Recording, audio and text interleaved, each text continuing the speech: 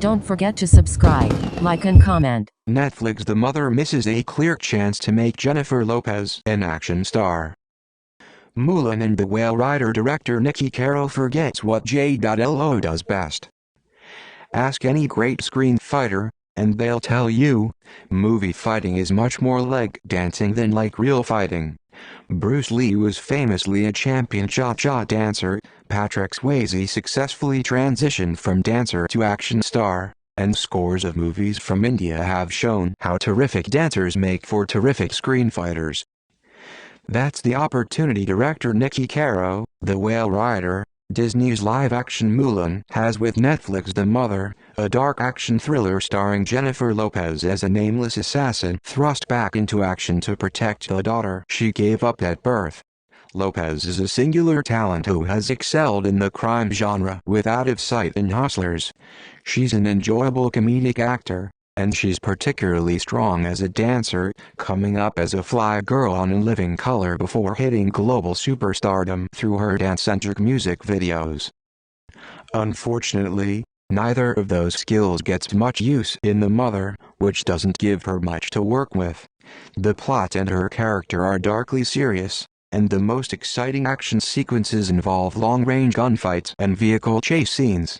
The few hand-to-hand combat sequences are edited beyond recognition, robbing viewers of any chance to follow the action or appreciate the work Lopez put in for this role.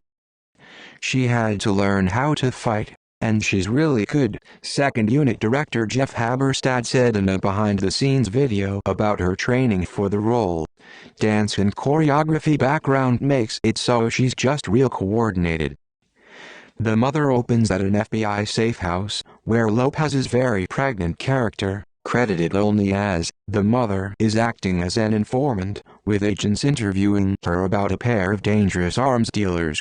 The interview ends badly, with a hard-to-parse fight scene, thanks to Netflix compression and some dark lighting that leaves her isolated, unfairly on the outs with the FBI, and forced to leave her new daughter behind. Just saying this sequence strains credulity would be an understatement. She makes a deal on the side with FBI agent Cruz, Omari Hardwick, who will watch her daughter and contact her if anything goes wrong. 12 years later, she's moved to Alaska, and gets the message that something indeed has gone wrong. The movie's entire setup is a series of thinly drawn characters and conflicts. In The Mother, people recite the title character's biography to her in order to build her legend, rather than letting us see it and believe it for ourselves, or having characters tell each other about her, as if she were a spooky story, a tactic used in John Wick, and, more recently, Sisu. Bad guys illustrate that they're evil by pushing down nuns in the street. Gail Garcia Bernal plays a cartoonishly villainous arms dealer who says things like, "You sold your soul to the devil, how do you look so good?" Which sounds like fun, but instead plays out as another rote bad guy who sexually menaces the protagonist with a series of played-out aggressive pickup lines, like some sort of perverted wind-up doll. The most interesting part about The Mother is the relationship between the mother and her estranged daughter Zoe, Lucy Pays. A small portion of the movie is spent with the two of them together, as the mother teaches Zoe to drive, shoot, and fend for herself in the Alaska wilderness. The two of them getting to know each other and forging a connection through circumstance is the best narrative thread in The Mother, but Caro speeds through it quickly.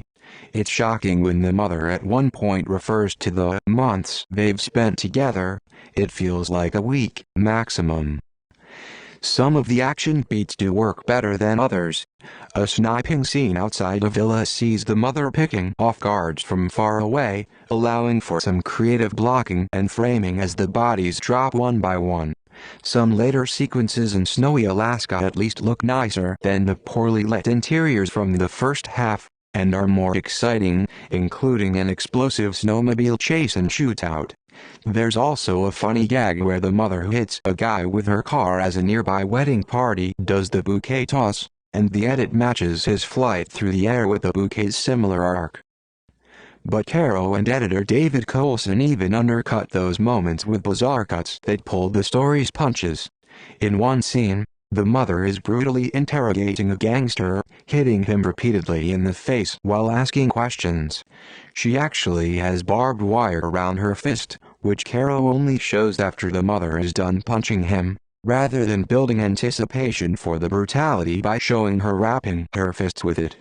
Then the mother waterboards him, which gets her the information she needs within seconds, because apparently we're in the 2000s again. The Mother is the second straight-to-streaming Jennifer Lopez action movie this year, following the Prime Video action comedy Shotgun Wedding. While The Mother goes for more emotional depth, Shotgun Wedding at least recognized Lopez's central talents and used them, giving her an opportunity to flex her comedic chops as well as her movement skills.